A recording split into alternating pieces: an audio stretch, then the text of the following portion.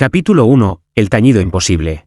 La campana sonó a las 3:33 de la madrugada, cuando incluso los perros del pueblo dejan de ladrar para escuchar a Dios bostezar.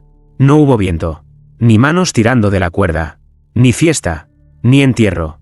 Solo el bronce, vibrando como si alguien hubiese puesto su corazón dentro del metal. Me desperté con el sabor a hierro en la lengua, el sonido atravesándome el pecho como un cuchillo que no corta carne, sino memoria. La torre del convento llevaba años cerrada. Las monjas se habían ido cuando la sequía secó el río y la fe se quedó pegada a las piedras como una humedad vieja. Nadie subía a tocar nada. Y sin embargo, aquella madrugada, el tañido bajó por la colina como una procesión sin velas, y se metió en nuestras casas con la intimidad de un susurro que sabe demasiado. Es un mal presagio, murmuró mi madre desde la cama. Las campanas solo deben doblar por los que ya no respiran. Quise decirle que no, que había algo distinto en ese golpe sordo que no anunciaba luto sino llamado. Pero me quedé quieto, oyendo como cada vibración parecía buscar un nombre en la madera, en el agua del balde, en la grieta del techo. No era un sonido, era una pregunta, y sentí, con vergüenza de admitirlo, que la pregunta sabía la respuesta. Bajé a la calle. Algunas luces se encendieron detrás de cortinas que temblaban. Vi al sacristán cruzar la plaza con el rosario golpeándole la palma como un látigo cansado. La parroquia olía a cera vencida. El padre Esteban abrió la puerta y negó con la cabeza antes de que le dijéramos nada. No he tocado la cuerda, dijo. Y aunque quisiera, ¿para quién? Alguien. No sé quién. Dijo un nombre. Nadie lo repitió. La campana respondió con otra sacudida más honda. Y los pájaros que duermen en los aleros salieron como ceniza viva hacia el cielo. Entonces comprendimos que no estaba anunciando un cortejo, sino señalando a los que aún podían andar. Doblar por un vivo era, de algún modo, desnudarlo en público. Me quedé solo en la plaza cuando todos regresaron a sus casas a rezar. El sonido seguía, más bajito, como si hubiese entrado en mí y ahora fuese mi propio latido el que empujaba el bronce. Eché a andar hacia la colina. El camino, de tierra y sal, parecía más empinado que de costumbre. En la baranda de piedra, el musgo tenía forma de dedos. La puerta de la torre, sellada con un madero cruzado, estaba intacta. La cuerda colgaba recta, quieta como un juramento. Y sin embargo, el badajo rozaba el borde interior con una cadencia que no era humana. 2 golpes. Pausa breve. Un golpe largo. 2 golpes. No sé por qué pensé en los golpes que da un médico cuando busca vida en el pecho. Acerqué la frente al metal. Estaba frío, pero me quemó. Deja de jugar, susurré, sin saber a quién. Si es por un enfermo, dilo. Si es por un pecado, dilo. Si es por mí. En ese momento lo escuché. No con los oídos, sino con esa parte del alma que a veces oye a los muertos en los sueños. El nombre salió del bronce como un aliento, el mío. No había dudas ni ecos que confundieran. El metal me llamó por mi nombre de bautismo, ese que solo usaba mi madre cuando perdía la paciencia. La campana no doblaba por un muerto.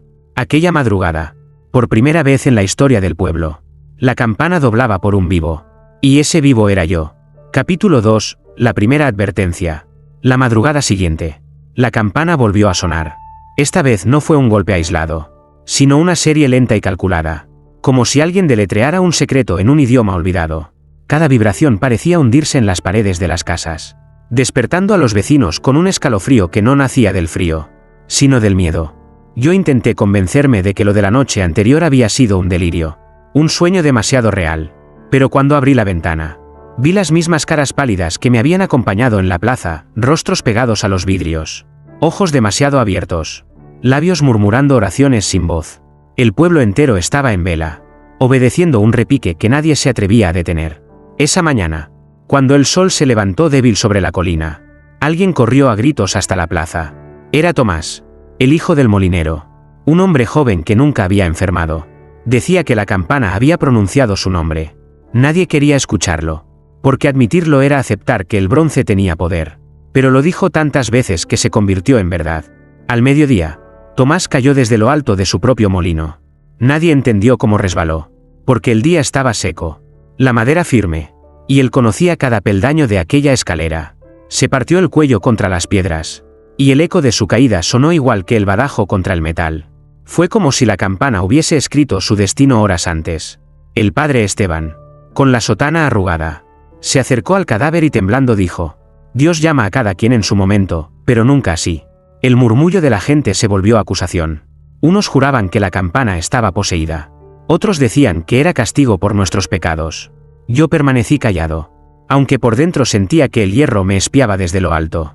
Si había sonado por Tomás y había cumplido su sentencia, ¿qué significaba que la primera noche hubiese sonado por mí? Esa duda me persiguió todo el día. Cuando entré a la iglesia vacía, el aire olía a polvo y a cera consumida. Me arrodillé frente al altar, pero mi oración salió rota. No pedí perdón, ni salvación. Solo pregunté, ¿cuánto tiempo me queda? La campana respondió a lo lejos, con un golpe breve, seco, como un dedo marcando un número invisible en el aire. Salí corriendo. Esa noche, mientras el pueblo velaba el cuerpo de Tomás, yo no pude apartar de mi mente la certeza de que la campana no anunciaba muertes al azar. Era un calendario oculto que solo ella podía leer. Y yo, sin quererlo, ya estaba escrito en sus páginas de bronce.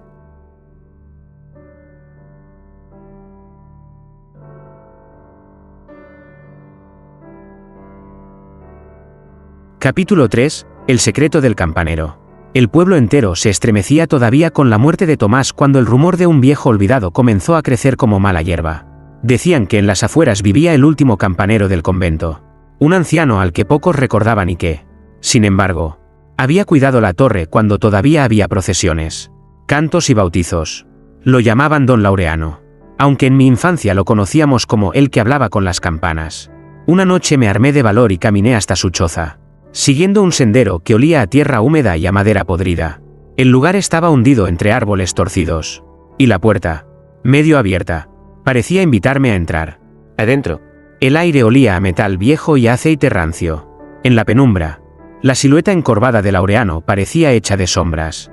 Yo sabía que vendrías, dijo sin mirarme, con una voz quebrada que sonaba más al eco de una campana que a garganta humana. Me contó que la campana no era como las otras. Fue fundida con bronce robado de ataúdes profanados, mezclado con clavos que habían sellado cuerpos que nunca descansaron en paz.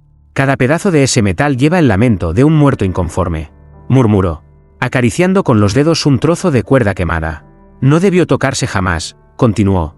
El abad que la encargó quería un instrumento que hablara con los cielos, pero lo que forjaron fue una boca para los pecados ocultos. Por eso nunca suena por los que se han ido, sino por los que aún tienen algo que confesar. Me quedé helado. Comprendí que Tomás no fue un accidente. La campana había señalado su pecado, y la muerte fue solo el juicio. ¿Y si no confiesan?, pregunté con la voz temblando. El anciano me miró por primera vez. Sus ojos parecían de bronce líquido. Entonces el badajo escribe su nombre en la eternidad, y cuando eso pasa, nadie puede salvarlos.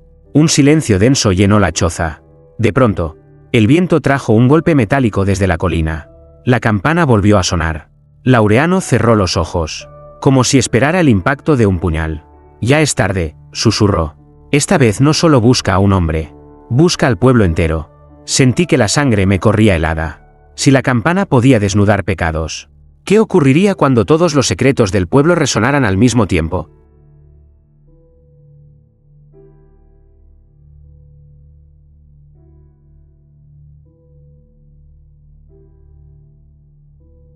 Capítulo 4. Los vivos marcados.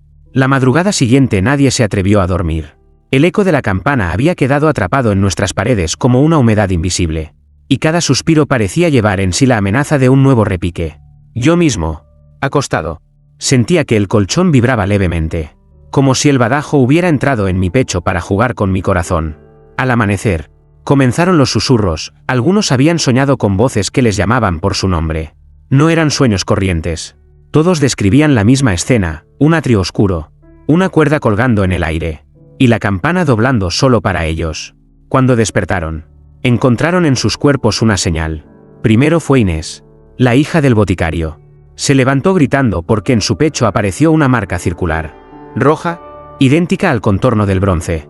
Luego fue Martín, el herrero, que mostró en su espalda un moretón con la forma exacta del badajo. Uno por uno, los marcados comenzaron a aparecer. El padre Esteban convocó a todos en la plaza. Allí estábamos, divididos en dos bandos, los señalados y los que aún rezaban por no serlo. Nadie quería acercarse a los marcados. Se decía que sus ojos tenían un brillo extraño, como si algo dentro de ellos escuchara música que los demás no podíamos oír. No os dejéis engañar por el miedo, proclamó el sacerdote, sudando bajo el sol. El Señor prueba nuestra fe, Pero incluso mientras hablaba, la campana rugió desde la colina. El sonido atravesó el aire con una fuerza tan brutal que varios cayeron de rodillas. Yo miré a Inés, sus labios se movían al mismo ritmo que el repique, como si repitiera en silencio un rezo que nadie le había enseñado. Esa noche la marca en su pecho comenzó a sangrar. Su padre, desesperado, intentó vendarla, pero la herida no se cerraba.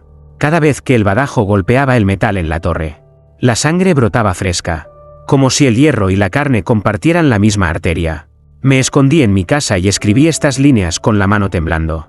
Comprendí que los marcados ya no eran completamente humanos. La campana había puesto dentro de ellos un eco que no se apagaba. Y mientras más tiempo pasara, menos de ellos quedaría, hasta que fueran solo instrumentos de un juicio que todavía no entendíamos. Lo peor fue descubrir, al mirarme al espejo, un leve moretón en mi cuello con forma circular. Era pequeño, casi imperceptible, pero estaba allí, como una firma secreta. La campana ya me había elegido.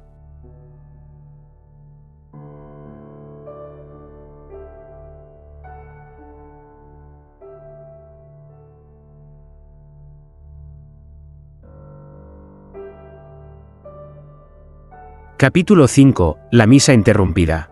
El padre Esteban, decidido a desafiar el terror, convocó a todos a una misa solemne. Dijo que solo bajo el manto de la liturgia podríamos quebrar el poder de la campana. La iglesia se llenó como nunca antes, hombres, mujeres y niños apretujados entre bancos que olían a humedad, rosarios enredados entre dedos que sudaban miedo, y un silencio tan denso que ni los estornudos de los ancianos se atrevían a interrumpirlo. El incienso subió como una niebla tímida. El padre levantó la hostia y comenzó a pronunciar las palabras sagradas. Fue entonces cuando la campana sonó. 3 tañidos, profundos, sin cuerda, sin manos. Un sonido que hizo vibrar los vitrales hasta quebrar sus colores en fragmentos sobre el suelo. La gente gritó.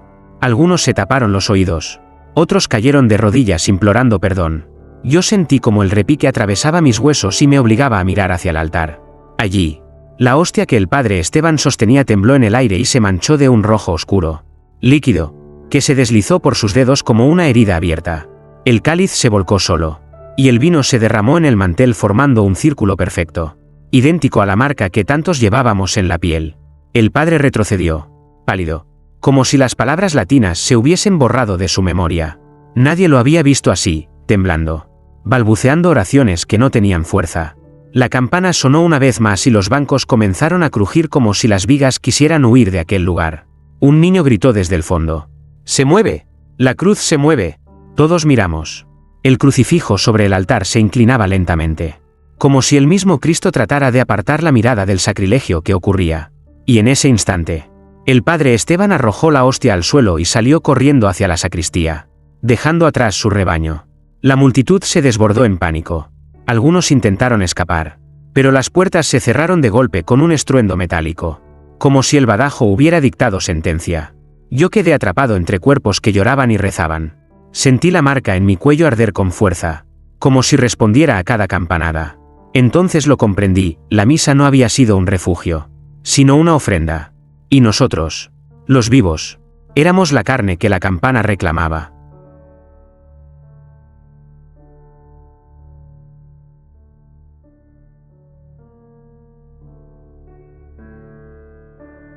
Capítulo 6. El eco en la carne. Esa noche nadie habló del sermón perdido ni de la huida del padre Esteban. El pueblo entero se encerró en sus casas, rezando a medias, como si la oración también pudiera ser usada en su contra. Pero el silencio no duró. A medianoche, la campana volvió a sonar. Esta vez el repique no quedó en el aire, se instaló dentro de nosotros. Desperté con el pecho latiendo a un ritmo extraño. Un pulso metálico que no era mío. Sentí que cada golpe de mi corazón se mezclaba con un eco hueco, como si el badajo colgara en mis costillas. Me incorporé sudando y lo vi en mi piel, la marca en mi cuello ya no era un simple moretón. Brillaba con un tono violáceo, como hierro recién templado. Al día siguiente, en la plaza, descubrí que no era el único. Inés caminaba encorvada, sujetándose el pecho, y con cada paso se escuchaba un sonido apagado, como un pequeño campanazo que solo algunos podíamos oír. Martín, el herrero, se arrancó la camisa delante de todos, tenía surcos en el torso, líneas que imitaban las grietas del bronce de la torre. Sus cicatrices sangraban en sincronía con cada repique. Ya no es un sonido afuera, susurró alguien con voz temblorosa. La campana está dentro de nosotros.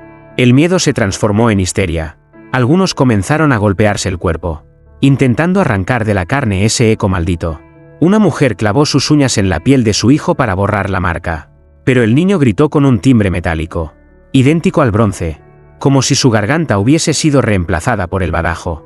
Yo mismo, al tocarme el cuello, escuché el retumbar desde dentro, como si mi voz estuviera hueca. Quise gritar, pero el grito salió ahogado por un tañido que no hice yo. Fue entonces cuando lo comprendí, ya no éramos solo hombres y mujeres. Éramos instrumentos. La campana había sembrado su sonido en nuestra carne, y cada latido era ahora parte de su música siniestra. Esa madrugada, mientras los marcados se retorcían en sus camas, escuché claramente cómo las vibraciones formaban un patrón. No eran golpes al azar, eran palabras. Palabras en un idioma que no entendíamos, pero que nuestra carne reconocía. El mensaje no estaba dirigido al cielo. El mensaje estaba naciendo desde nosotros, resonando hacia abajo, hacia un lugar más profundo que el infierno.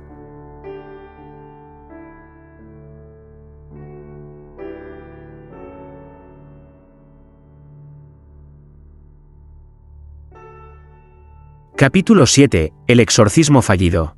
Cuando el rumor llegó a Roma, nadie creyó del todo las cartas desesperadas que hablaban de una campana que no doblaba por los muertos, sino por los vivos. Sin embargo, enviaron a un exorcista, Fray Anselmo, un hombre enjuto, de barba blanca y mirada tan afilada como una navaja. Llegó al pueblo con una Biblia gastada, un hisopo ennegrecido y una fe que parecía hecha de hierro. La gente lo recibió como a un salvador. Algunos cayeron de rodillas frente a él. Otros le ofrecieron agua y pan como si quisieran comprar un favor divino. Yo lo observaba en silencio, dudando de que un hombre, por muy santo que fuera, pudiera enfrentarse al eco que ya habitaba en nuestra carne. La noche de su llegada, subió solo a la torre. Nadie se atrevió a acompañarlo. Desde abajo lo vimos encender velas, clavar cruces en las paredes y abrir su Biblia por las páginas del Apocalipsis.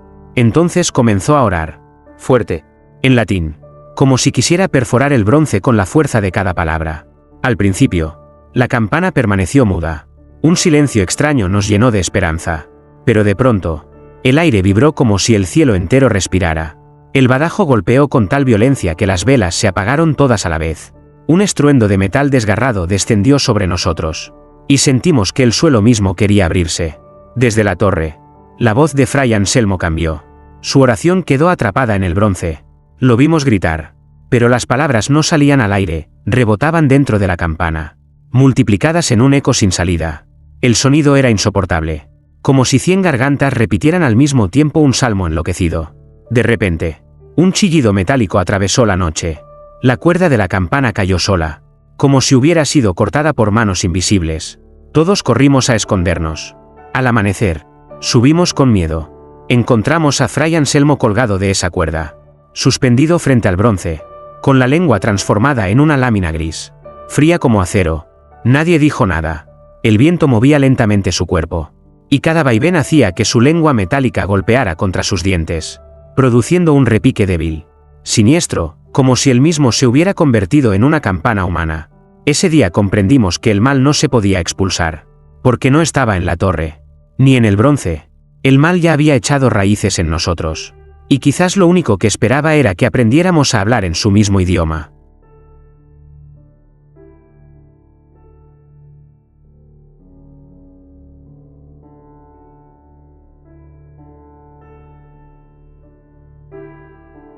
Capítulo 8. Confesiones quebradas. Tras la muerte de Fray Anselmo, el pueblo dejó de pedir ayuda al cielo. Si un hombre enviado por Roma había terminado colgado de la propia cuerda, ¿qué podíamos esperar nosotros? Sin embargo, la campana no se detuvo. Al contrario, sus tañidos comenzaron a tener un patrón, una especie de diálogo que todos temíamos comprender. Una tarde, reunidos en la iglesia, intentamos recuperar la normalidad. El padre Esteban, con la voz gastada, abrió el confesionario. Dios perdona todo, dijo, pero apenas se sentó el primer penitente. La campana sonó. Un único golpe, seco, que atravesó las paredes como un relámpago de hierro. El hombre salió del confesionario blanco como la cera. No había terminado de hablar y ya el bronce lo había denunciado. Se corrió la voz, la campana doblaba cada vez que alguien ocultaba un pecado, cada vez que la confesión no era completa. El metal parecía conocer la verdad más que el propio sacerdote. Pronto, la fila frente al confesionario se convirtió en un desfile de cuerpos temblorosos. Cada vez que alguien salía, los demás lo miraban con sospecha, buscando en su piel la marca. Y siempre, la campana intervenía, como un juez invisible que corregía las mentiras humanas. No perdona la omisión, susurró una anciana. Escucha lo que callamos. Esa noche, Inés intentó confesar entre lágrimas. La campana rugió con tanta fuerza que las vidrieras se cuartearon. El padre Esteban se tapó los oídos y gritó: «No me lo digas a mí. Díselo al bronce». Las palabras del sacerdote nos helaron. Ya no se trataba de fe, ni de absolución. La campana había reemplazado al confesor. Se convirtió en el único oído válido, en la boca de un Dios que exigía confesiones totales. Sin secretos, sin reservas. Yo mismo me acerqué al confesionario. Mi voz tartamudeó al hablar de pecados pequeños. Pero al callar lo peor, el badajo me respondió con un golpe que me sacudió el alma. Sentí que mi garganta se cerraba y que algo dentro de mí ardía por revelar lo innombrable. Salí corriendo, sin terminar. Desde entonces, cada vez que la campana suena, siento el eco dentro de mí reclamando lo que oculté. Como si el metal llevara escrita mi confesión incompleta y no descansara hasta arrancármela. Esa madrugada comprendí lo inevitable: la campana no sonaba para condenarnos, sino para desnudarnos. Y tarde o temprano, todos seríamos obligados a revelar aquello que juramos llevarnos a la tumba.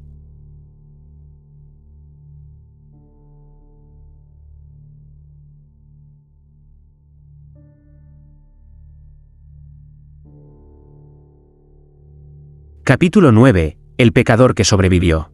El pueblo entero estaba convencido de que nadie podía escapar al juicio de la campana. Cada tañido era sentencia y cada nombre susurrado terminaba en desgracia. Pero entonces ocurrió algo que quebró esa certeza y, al mismo tiempo, la volvió más temible. El señalado fue Julián, el arriero. Todos lo escuchamos una madrugada, cuando el bronce retumbó con un eco ronco que llevaba su nombre. Nadie lo pronunció en voz alta, pero supimos que era él. Su sombra se estremeció en el instante exacto, como si alguien invisible lo hubiese tocado. Julián, hombre terco y descreído, juró que no caería.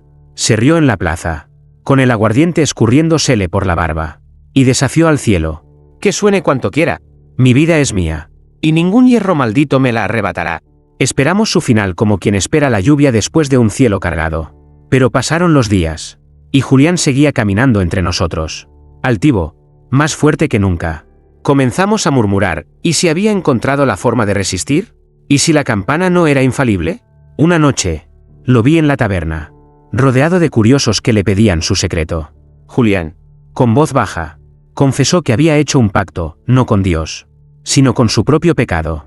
«Acepté lo que soy, sin pedir perdón», dijo, «y la campana no tiene poder sobre quien no oculta nada». La frase nos dejó mudos. Si era cierto, significaba que la campana solo podía juzgar a los que temían mostrar su oscuridad. Pero al volver a casa, una certeza me heló: si la campana había perdonado a Julián, ¿acaso no exigiría un precio más alto? No tardó en cumplirse. Una mañana, encontramos a su esposa muerta en el lecho, con la marca circular en el pecho. Al día siguiente, uno de sus hijos apareció ahogado en el pozo. Cada jornada, alguien cercano a Julián caía, como si el bronce hubiese decidido cobrarle la deuda a través de su sangre. Lo vi una última vez, arrodillado en la iglesia vacía, golpeando el suelo con los puños y gritando al crucifijo: «Llévame a mí, no a ellos». La campana respondió con un tañido suave, casi burlón. Y entonces comprendimos la verdadera lección: nadie podía burlar al bronce. Julián seguía vivo. Sí, pero la vida que conservaba era peor que la muerte, porque cada respiración suya significaba la condena de alguien que amaba. Esa noche, mientras lo escuchaba llorar en la distancia, pensé que la campana no solo dictaba muertes, dictaba también la forma más cruel de seguir con vida.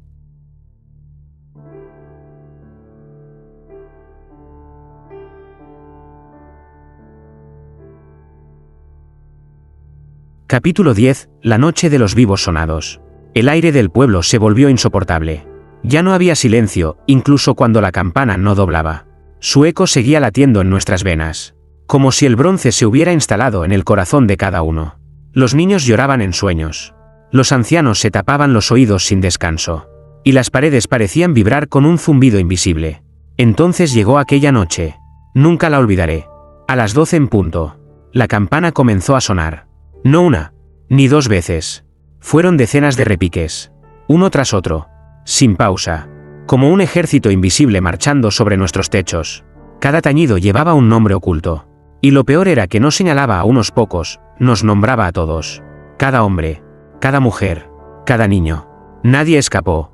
Las casas se abrieron de golpe. Vi a mis vecinos salir a la calle como sonámbulos. Con los ojos en blanco. Murmurando oraciones sin sentido. Algunos se golpeaban el pecho. Otros reían con un chillido metálico que no era humano.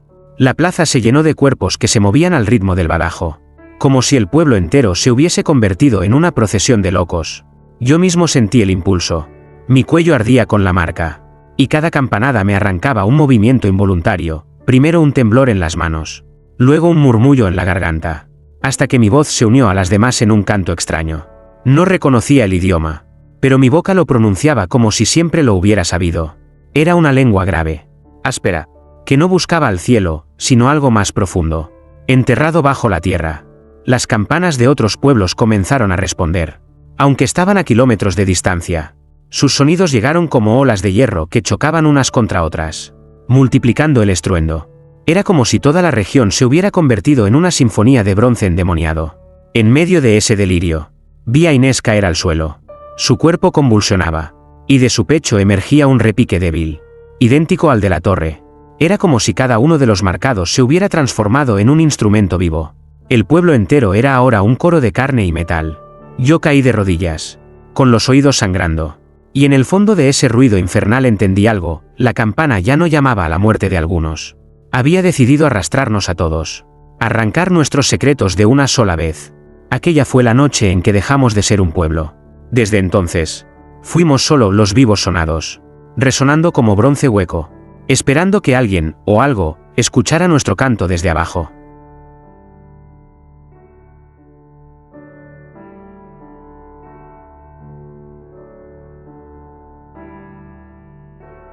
Capítulo 11. El templo sellado.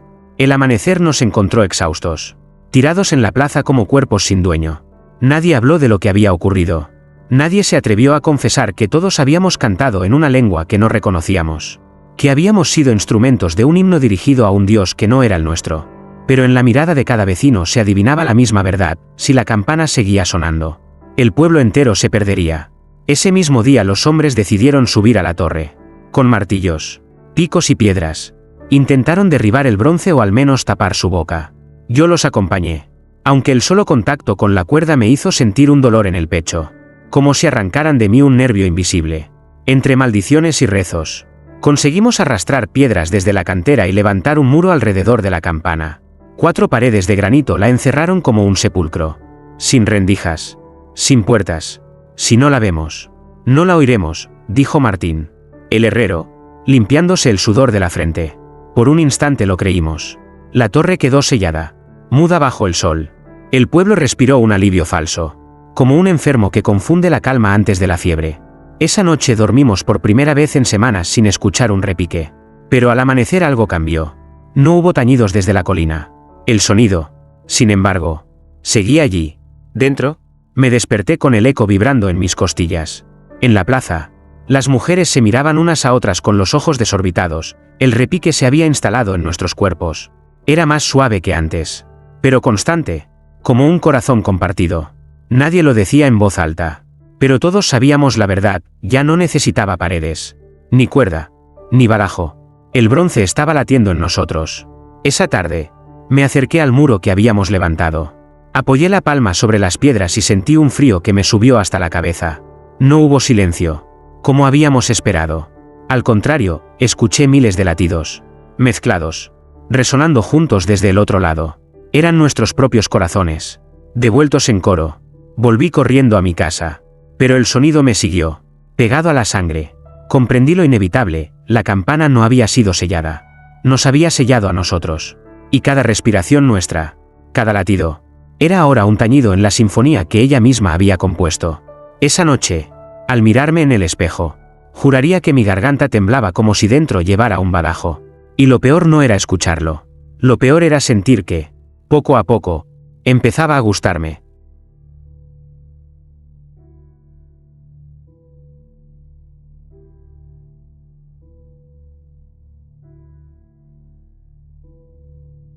Capítulo 12. El tañido final. La última noche llegó sin aviso. Como un luto que se instala antes de la muerte. Nadie tocó las campanas de la iglesia. Nadie se atrevió a rezar en voz alta. El pueblo entero estaba en silencio. Y aún así, cada uno de nosotros escuchaba dentro de su cuerpo un repique suave, constante, como un recordatorio de que el bronce ya no estaba en la torre, sino en nuestra carne. Yo había dejado de resistirme. Mis días se habían convertido en una espera. Y mi voz, cada vez que la alzaba, salía hueca, con un eco metálico que asustaba hasta a los perros. Sabía que el final se acercaba. Y lo peor era que no sentía miedo. Sentía obediencia. A las 3:33 de la madrugada, el aire se partió en dos. No fue un tañido común, fue un rugido. Un lamento. Un grito de hierro que vino desde el cielo y se hundió en la tierra. Las paredes temblaron. Las ventanas se rompieron. Y el suelo de la plaza se abrió en grietas que parecían bocas negras. Todos salimos de nuestras casas, arrastrados por el sonido. Nadie lo decidió. Era como si fuéramos marionetas y la cuerda invisible nos levantara. Nos reunimos frente a la torre sellada. Y allí ocurrió lo imposible, las piedras que encerraban la campana comenzaron a sudar sangre. Gotas oscuras, espesas, que bajaban lentamente hasta formar un charco en el suelo. Entonces lo escuché. No con los oídos, sino con ese rincón del alma que reconoce lo inevitable. El bronce me llamó por mi nombre de bautismo. El mismo que había escuchado aquella primera madrugada. Su voz era clara, sin eco, sin duda. Y en ese instante comprendí que todos los capítulos de esta historia no eran otra cosa que mi confesión escrita a destiempo. El badajo golpeó una última vez. Sentí mi pecho quebrarse, como si mis costillas fueran las paredes de un campanario invisible. Miré a mi alrededor, cada vecino caía de rodillas. Pero no con terror. Caían como fieles, entregados, recitando en esa lengua extraña que ya no necesitábamos aprender. La tierra se abrió un poco más. Y del fondo surgió un aliento caliente, húmedo, que olía a metal fundido y a ceniza antigua. No era el infierno ni el cielo. Era algo distinto. Algo que esperaba desde siempre la señal de nuestra carne. El tañido final no vino de la torre. Vino de nosotros. Cada corazón golpeó al mismo tiempo. Y el mundo entero pareció doblar por los vivos. Y yo, mientras mi voz se apagaba en el aire, entendí que nunca fui narrador de esta historia. Fui la campana misma, buscando desde el principio mi eco en otros cuerpos. El silencio llegó después. Y en ese silencio absoluto, supe que el repique apenas había comenzado.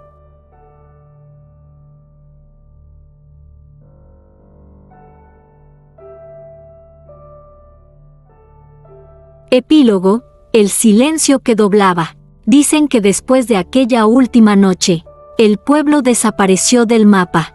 Los viajeros que cruzan la región solo encuentran ruinas cubiertas de maleza, paredes carcomidas y una torre partida por la mitad. Nadie se atreve a tocar sus piedras, porque el eco metálico sigue escondido entre ellas, como si respiraran todavía. Un anciano asegura haber pasado una madrugada cerca del lugar. Afirma que no oyó campanas en la torre, sino en su propio pecho, un repique tenue que lo obligó a detenerse y a confesar en voz alta pecados que nunca había contado a nadie. Jura que en cuanto los dijo, el tañido desapareció, pero al llegar a casa, encontró a su hijo muerto en la cama, con una marca circular sobre el corazón. Yo soy el último que queda de aquel pueblo. Escribo estas palabras porque el silencio ya no me pertenece. Cada vez que cierro los ojos, siento como mi garganta vibra, como si llevara dentro un badajo invisible. No sé cuánto más resistiré antes de que mi voz deje de ser mía y se convierta en metal.